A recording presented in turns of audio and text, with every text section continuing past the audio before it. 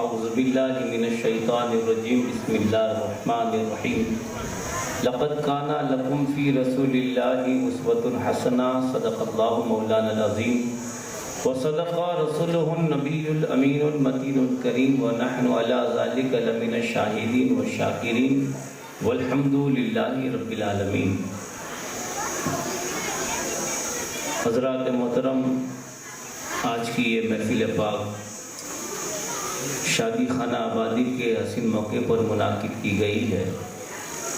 اللہ تعالیٰ کی بارگاہ میں دعا ہے اللہ اس محفل کو حضور کے صدقے میں قبول فرمائے۔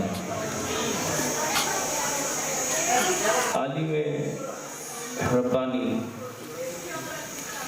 خطیب سیسان مولانا عبدالرحیم صاحب برکاتی، دیگر حاضران محفل، السلام علیکم ورحمۃ اللہ وبرکاتہ۔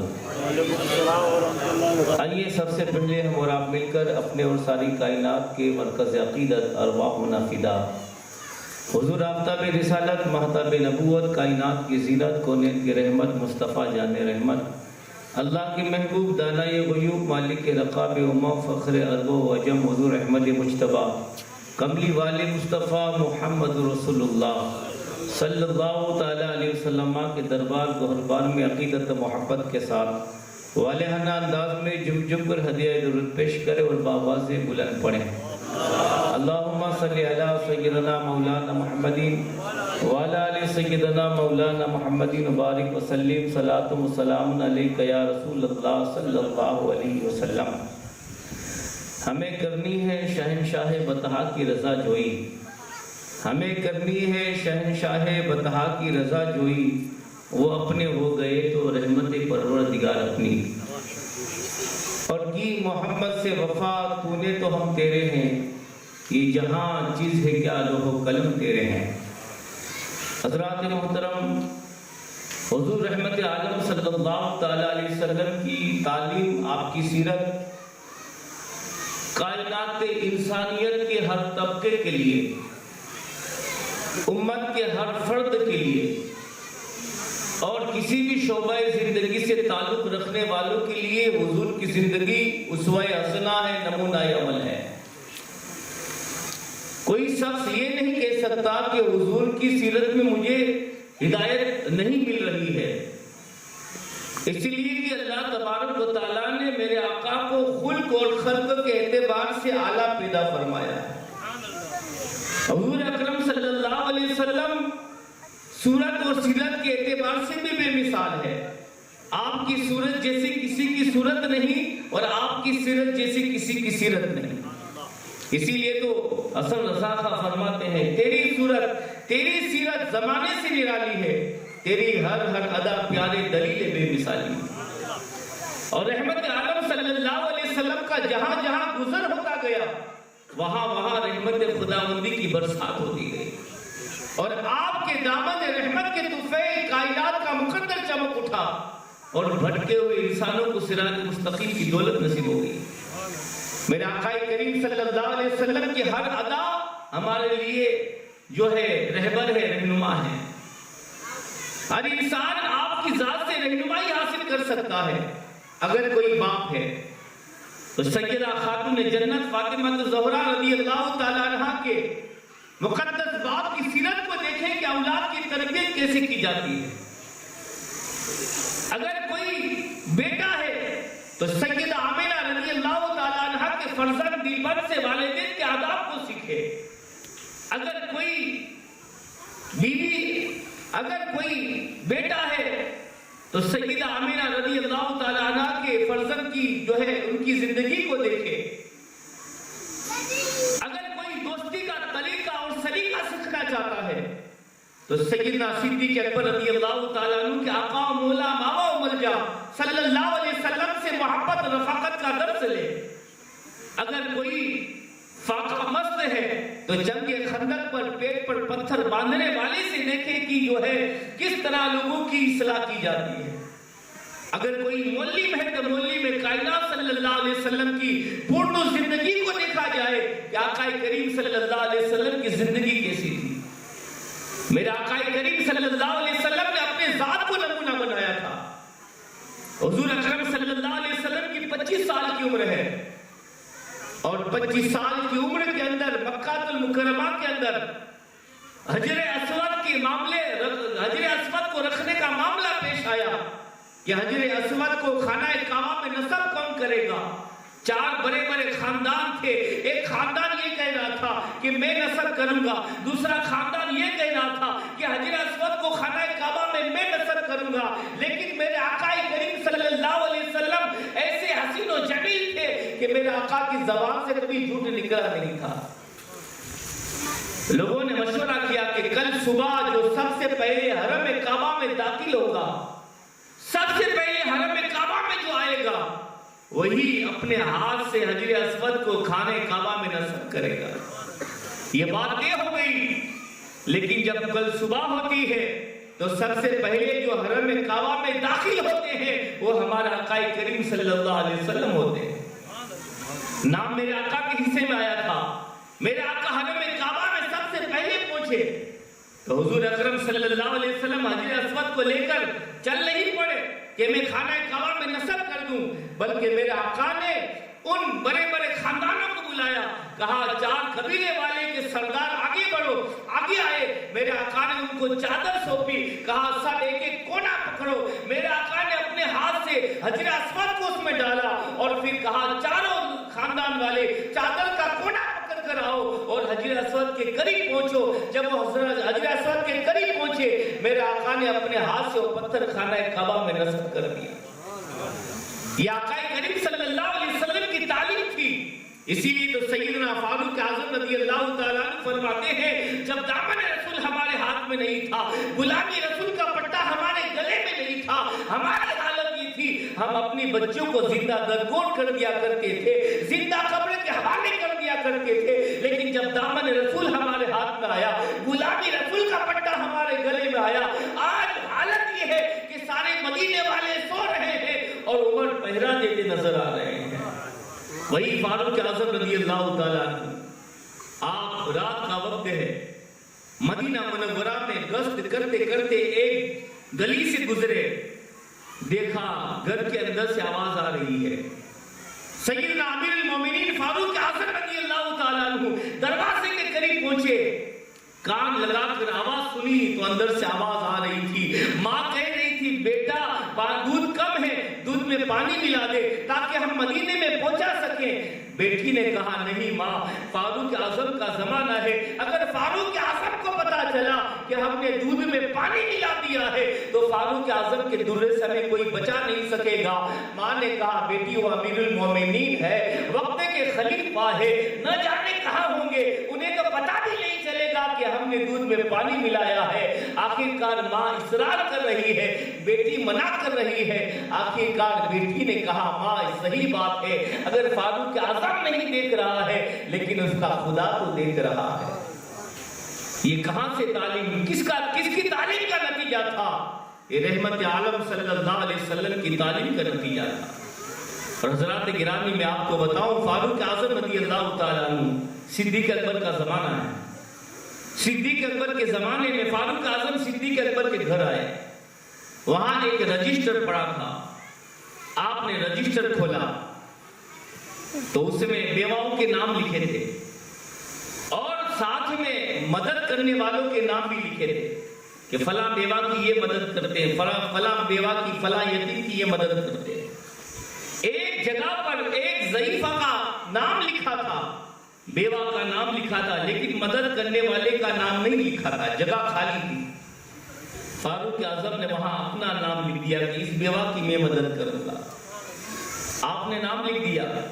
رات کا وقت ہوا، امیر المومنین سیدنا فاروق اعظم رضی اللہ تعالیٰ عنہ رات کے وقت اس ضعیفہ کے گھر پہنچے. جیسے ہی پہنچے تو کیا دیکھا، آپ کے پہنچنے سے پہلے کسی نے کام کر دیا. باسط جو ہے برتن بھی مانج دیے ہیں، کپڑے بھی دھو دیے ہیں، کھانا بھی بنا دیا ہے، سب کچھ کام ہو گیا. آپ حیران ہو گئے، نام تو میرا لکھا ہوا ہے، میں نے نام لکھا ہے، اس کی مدد میں کروں گا، لیکن میرے آنے سے پہلے کوئی پہنچ گیا اور کسی نے کام کر دیا. دوسری رات آپ جب داخل ہوئے، دوسرے دن جب آئے تو آپ نے کیا دیکھا کہ آج بھی آپ کے پہنچنے سے پہلے کسی نے کام کر دیا. آپ حیران رہے ہو گئے کہ میرا نام تو میرا لکھا ہے، کل بھی کسی نے کام کر دیا تھا، آج بھی کسی نے کام کر دیا ہے۔ حضرات گرامی، آپ نے اس ضعیفہ سے پوچھا، اے اللہ کی بندی یہ تو بتا کون آ کر تیرا کام کر جاتا ہے؟ اس ضعیفہ نے کہا، اے آنے والے اللہ کے بندے سنو، میں تو نابینا ہوں، آنکھوں سے معذور ہوں، مجھے پتا نہیں ہے، آنے والا آتا ہے، دروازے پر دستک دیتا ہے، میں دروازہ کھول کر پردے میں چلی جاتی ہوں، آنے والا آتا ہے، برتن بھی مانگ دیتا ہے، کپڑے بھی دھو دیتا ہے، کھانا بھی بنا دیتا ہے اور مجھے پیش بھی کر دیتا ہے، مجھے پتا نہیں ہے کون آتا ہے۔ حضرات گرامی، فاروق اعظم کے دل میں شوق پیدا ہوا، میں دیکھوں تو صحیح یہ کون خدمت کرتا ہے۔ تیسری رات کو فاروق اعظم وقت سے پہلے پہنچ گئے اور آپ کی یہ تمنا تھی میں دیکھوں تو صحیح کون خدمت کرتا ہے۔ آپ وقت سے پہلے پہنچے، جب تیسری رات کو آپ جلدی آ گئے، دروازہ بند ہے، آپ ایک کونے میں چھپ کر کھڑے ہیں، میں دیکھوں تو صحیح کون ہے۔ جب رات کا پچھلا پہر آتا ہے، رات کا وقت آتا ہے، آنے والا آتا ہے، دروازہ کھولتا ہے، چہرے پر نقاب ہے، جب آنے والا آیا دروازہ کھولا، فاروق اعظم نے اس کو پکڑ لیا، کہا آنے والے کون ہے، نام بتاؤ یا چہرے سے نقاب ہٹاؤ۔ حضرات گرامی، جب نقاب ہٹایا تو کیا دیکھا، اس ضعیفہ کی خدمت کرنے والا کوئی عام انسان نہیں ہے، امیر المومنین سیدنا صدیق اکبر رضی اللہ تعالیٰ عنہ۔ اس ضعیفہ کی خدمت آپ کر رہے ہیں، چہرے پر نقاب ہٹائی، فاروق اعظم سوچ میں پڑ گئے کہ اے فاروق صدیق اکبر آپ کہاں ہاں؟ پھر کیا دیکھا، آپ کے پاؤں میں جوتے بھی نہیں ہیں، پیدل چل رہے ہیں۔ سیدنا فاروق اعظم رضی اللہ تعالیٰ عنہ نے صدیق اکبر سے پوچھ لیا، اے امیر المومنین، رات کے وقت مدینے کے اندر رستے میں نوکیلے پتھر ہیں اور آپ رات کے وقت جو ہے پاؤں میں جوتا بھی نہیں پہنا ہے، چپل بھی نہیں پہنا ہے، آپ نے جو ہے آپ بھول گئے یا جان بوجھ کر نہیں پہنا؟ تو صدیق اکبر کا جواب سنیے، کہا میں نے جان بوجھ کر جوتا نہیں پہنا ہے۔ کہا اے امیر المومنین، اے صدیق اکبر، آپ نے جان بوجھ کر کیوں جوتا نہیں پہنا؟ کہا اس لیے کہ رات کے وقت میرے آقا کے غلام مدینے میں سو رہے ہوں گے اور میں جوتا پہن کر مدینہ کی گلیوں میں چلوں گا تو میرے جوتے کی آواز سے میرے آقا کے غلاموں کی نیند میں خلل نہ پڑ جائے۔ اب اندازہ لگاؤ، سیدنا صدیق اکبر رضی اللہ تعالیٰ عنہ رات کے وقت آپ مدینہ کی گلیوں سے چل رہے ہیں، جوتا نہیں پہن رہے ہیں، اس لیے کہ میرے آقا کے غلاموں کی نیند میں خلل نہ پڑ جائے۔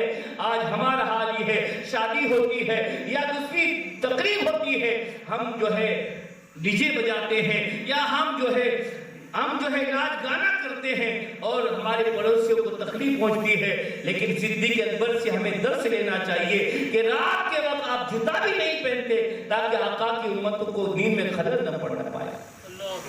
حضرات گرامی دیکھیے، یہ آقا کریم صلی اللہ علیہ وسلم کا اسوہ حسنہ تھا اور صحابہ کرام علیہ رضوان نے میرے آقا کریم صلی اللہ علیہ وسلم کے اسی اسوہ حسنہ پر عمل کر کے اپنی زندگی کو گزارا تھا۔ آج یہاں پر شادیاں ہیں، 2 لڑکیوں کی شادی ہے اور حضرات گرامی جس جگہ پر ذکر رسول ہوتا ہے وہاں اللہ کی رحمتوں کا نزول ہوتا ہے، جہاں ذکر رسول ہوتا ہے وہاں اللہ کی برکتوں کا نزول ہوتا ہے۔ امام صرف الدین بوصیری رحمت اللہ تعالیٰ علیہ، آپ اللہ کے برگزیدہ بندے ہیں، ایک مرتبہ آپ کو فالج کا لقوہ پڑ گیا، فالج میں مبتلا ہو گئے، آپ کا آدھا جسم بیکار ہو گیا، آپ نے بڑے بڑے طبیبوں کو بلایا، بڑے بڑے جو ہے ڈاکٹروں سے آپ نے علاج کروایا، اس کے باوجود بھی آپ کا مرض بڑھتا چلا گیا، آپ کا آدھا جسم بیکار ہو گیا۔ حضرت شرف الدین بوصیری رحمت اللہ تعالیٰ علیہ، آپ ایک دن اپنے گھر میں بیٹھے تھے، دل میں سوچنے لگے کہ میں نے جہاں کے طبیبوں کا علاج کرایا، بڑے بڑے ڈاکٹروں سے علاج کروایا، کاش میں آج آقا کریم کا ذکر کر کر دیکھ لوں، اس لیے کہ حضور کا ذکر جو ہے ہر مریضوں کی دوا ہے، حضور کا ذکر لا علاج بیماری کی دوا ہے، آج میں حضور کا ذکر کر کر دیکھ لوں۔ حضرات گرامی، وہ امام بوصیری رحمت اللہ تعالیٰ علیہ، آپ جو ہے حضور کی شان میں نعت لکھتے ہیں، نعت جب مکمل ہو جاتی ہے، آپ نے نعت لکھی اور حضور کی شان میں نعت لکھنے کے بعد جب نعت مکمل ہو گئی تو آپ پر نیند کا غلبہ طاری ہوا. نعت لکھنے کے بعد امام شرف الدین بوصیری رحمت اللہ تعالی علیہ سو گئے. جیسے ہی سوئے خواب میں میرا آقا کا دیدار نصیب ہوا, حضور کا دیدار نصیب ہوا. میرے آقا نے فرمایا, اے شرف الدین, تو نے میری شان میں جو قصیدہ لکھا ہے وہ مجھے سناؤ. امام شرف الدین بوصیری نے خواب میں حضور کی شان میں جو نعت لکھی تھی وہ سنائی. میرے آقا خوش ہو گئے.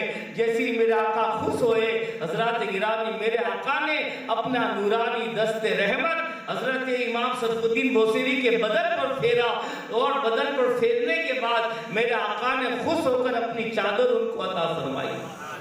جیسی چادر عطا فرمائی, آنکھ کھل گئی, خواب سے بیدار ہو گئے. آنکھ کھلی, کیا دیکھا؟ خواب میں جو میرے آقا نے چادر آپ کو عطا فرمائی تھی وہ چادر آپ کے ہاتھ میں موجود ہے, اور میرا آقا نے دست رحمت ان کے بدن پر ڈالا تھا. حضرات گرامی, ڈالنا تھا کہ آپ بالکل تندرست ہو جاتے ہیں. یہ آقا کریم صلی اللہ علیہ وسلم کی ذکر کی محفلیں ہیں. اور حضرات گرامی, میرا آقا کریم صلی اللہ علیہ وسلم اس دنیا میں تشریف لائے. آپ کے آنے سے پہلے ماحول بھیانک ماحول تھا. لوگ اپنی بچیوں کو زندہ درگور کر دیا کرتے تھے. لیکن آج حالت یہ ہے کہ جب ایک بیٹی رخصت ہوتی ہے, باپ کی آنکھوں میں آنسو آتے ہیں, ماں کی آنکھوں میں آنسو آتے ہیں, رشتہ داروں کی آنکھوں میں آنسو آتے ہیں. اس لیے کہ آقا کریم صلی اللہ علیہ وسلم نے بیٹیوں کو جو مقام دیا ہے. حضرات گرامی, بیٹی پیدا ہوتی ہے, لوگ خوشیاں مناتے ہیں, اس لیے کہ ہمارے گھر میں رحمت کا نزول ہو گیا ہے. پھر وہی بیٹی جوان ہوتی ہے, لوگ اس کی دیکھ بھال کرتے ہیں. پھر جب جوانی کی دہلیز پر قدم رکھتی ہے تو حضرات گرامی, جب وہ بچپن ایک عالم ہوتا ہے تو ماں کے قدموں کے نیچے جنت ہے. پھر حضرات گرامی شوہر کی خدمت کرتی ہے تو شوہر کی خدمت کرتے کرتے اللہ اس کو جنت عطا فرما دیتا ہے. پھر قسمت کے ساتھ دیکھیے کہ اس کی یہاں بیٹا پیدا ہوتا ہے یا بیٹی پیدا ہوتی ہے, پھر اللہ تعالیٰ اس کے پاؤں کے نیچے جنت رکھ دیتا ہے.